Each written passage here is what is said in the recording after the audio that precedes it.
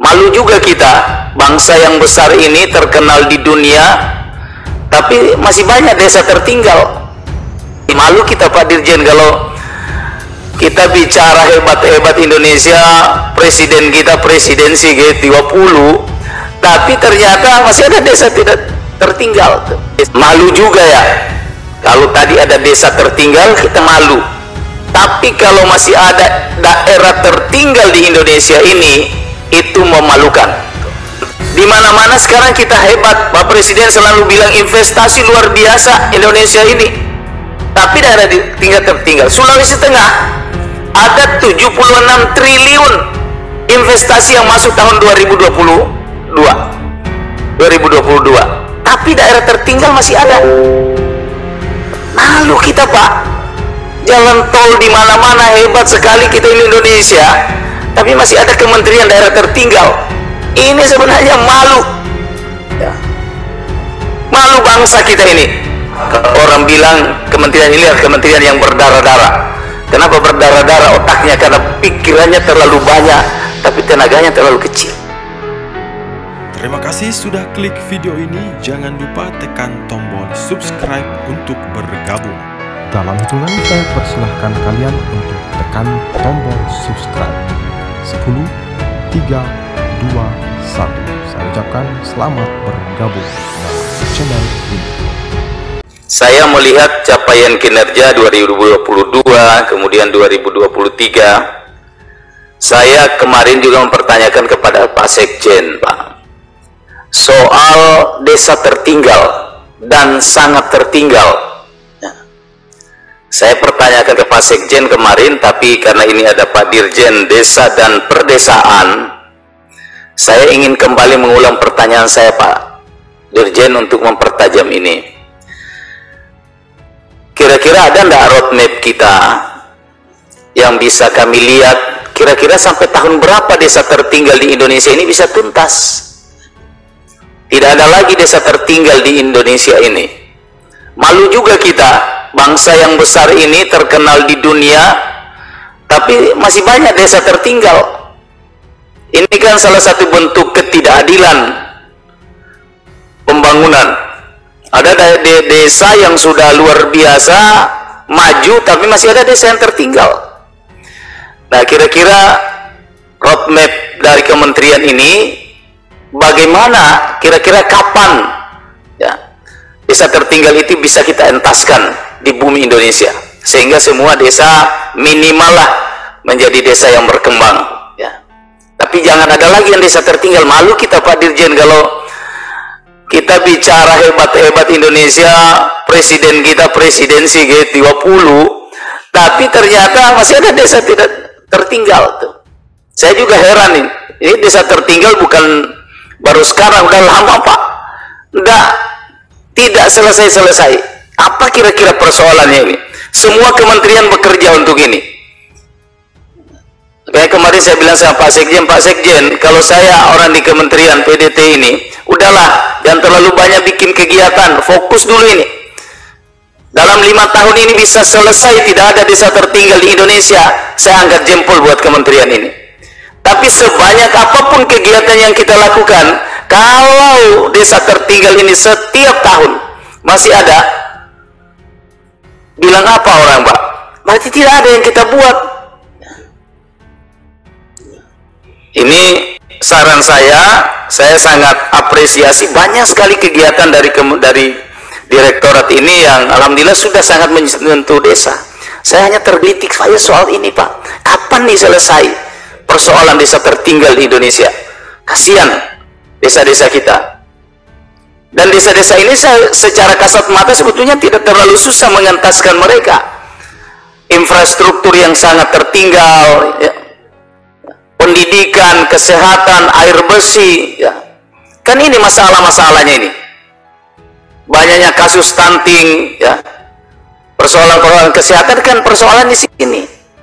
Nah, kapan kira-kira bisa kita selesaikan? Jadi kami mohon ada roadmap dari kementerian, dari Dirjen Desa dan Perdesaan untuk kita menyelesaikan. Saya bersyukur memberi apresiasi bahwa banyak desa kita yang sudah maju, banyak desa kita yang sudah mandiri.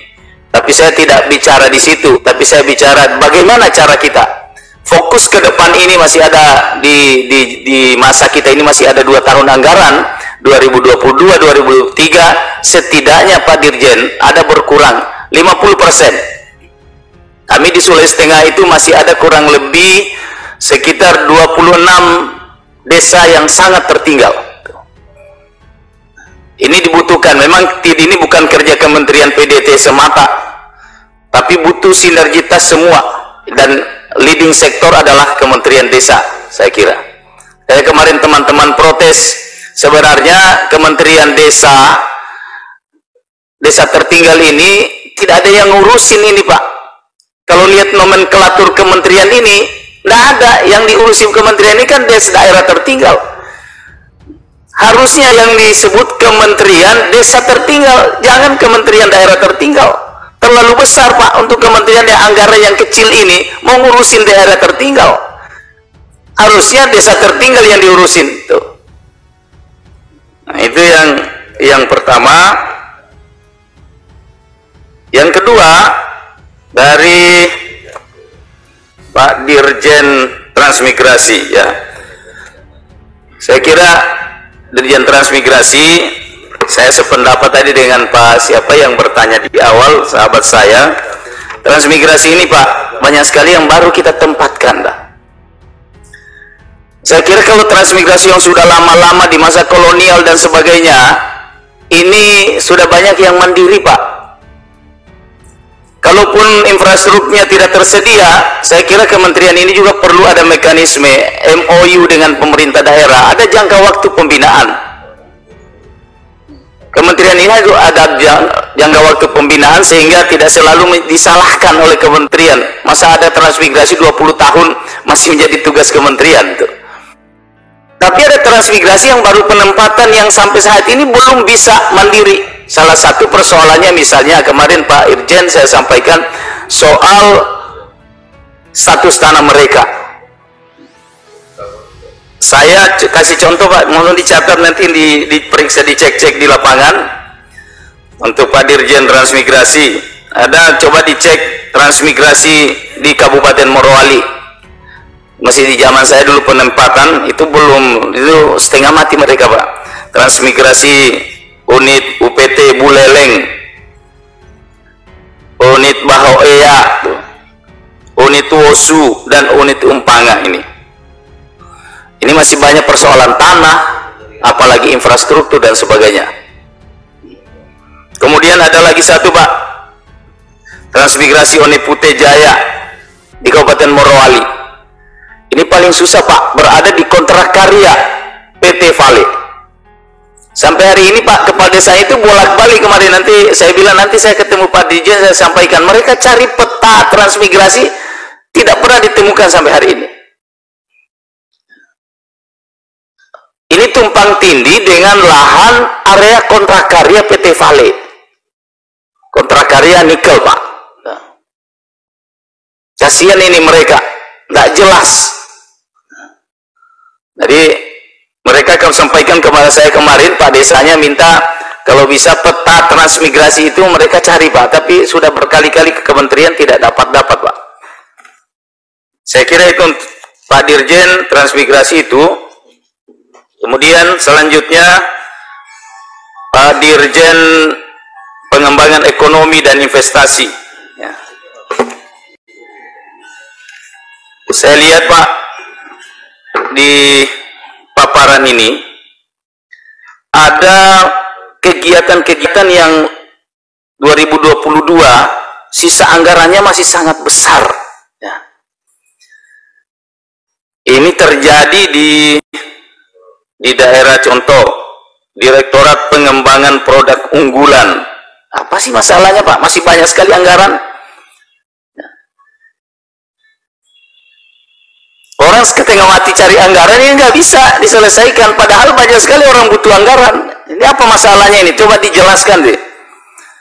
Kemudian Satker Dinas PMK Papua Barat, Papua, NTT, Maluku Utara. Ini daerah tertinggal kebanyakan di sini. Tertinggal juga. Kenapa ini anggarannya masih banyak sekali yang sisa? Apa masalahnya?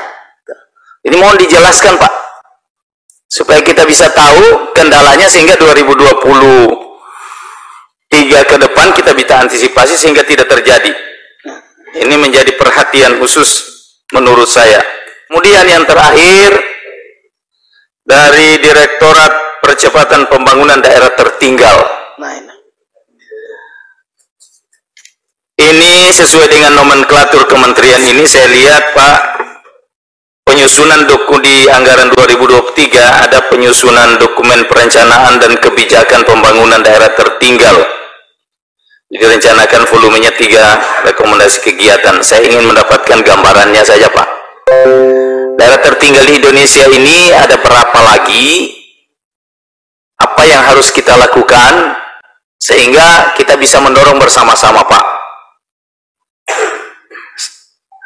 Malu juga ya, kalau tadi ada desa tertinggal kita malu, tapi kalau masih ada daerah tertinggal di Indonesia ini, itu memalukan. Di mana-mana sekarang kita hebat, Pak Presiden selalu bilang investasi luar biasa Indonesia ini, tapi daerah tertinggal Sulawesi Tengah ada 76 triliun investasi yang masuk tahun 2022, tapi daerah tertinggal masih ada. Ini problemnya di mana ini? Apakah karena kita ini tidak fokus dalam mengelola anggaran sehingga masih ada status-status seperti ini? Saya berharap sih sebenarnya suatu saat Kementerian Daerah Tertinggal ini bubar. Bukan bubar karena tidak mampu, tapi bubar karena berhasil. Kenapa? Nggak perlu lagi ada daerah tertinggal. Ya sudah, kalau tidak ada daerah tertinggal, ganti nomenklatur. Bukan lagi Kementerian Daerah Tertinggal, tapi Kementerian Daerah Maju atau Daerah Mandiri. Kan begitu.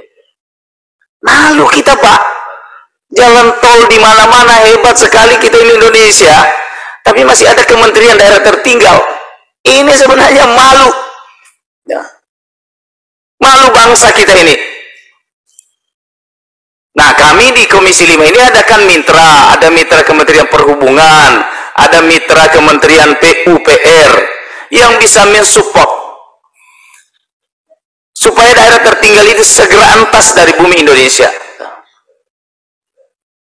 Dulu saya masih bupati Pak, daerah saya termasuk daerah tertinggal. Malu saya kalau pergi kemana-mana dengar di situ.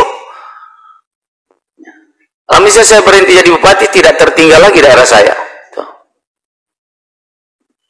Ini kira-kira beberapa hal-hal yang saya sampaikan. Saya sekali lagi terima kasih banyak. Saya tahu persis kementerian ini luar biasa Pak. Kalau orang bilang kementerian ini adalah kementerian yang berdarah-darah. Kenapa berdarah-darah? Otaknya karena pikirannya terlalu banyak, tapi tenaganya terlalu kecil. Saya tahu Pak Dirjen ini semua orang yang hebat-hebat, yang memikirkan Indonesia, memikirkan desa, daerah supaya tidak ada yang tertinggal, tapi sayangnya anggarannya kecil sekali. Ya. Oleh karena itu mari kita bersama-sama. Saya mengapresiasi seluruh kegiatan 2022 dan insya Allah 2023 akan lebih baik lagi. Saya kira pimpinan demikian. Wallahu musta'an. Assalamualaikum warahmatullahi wabarakatuh.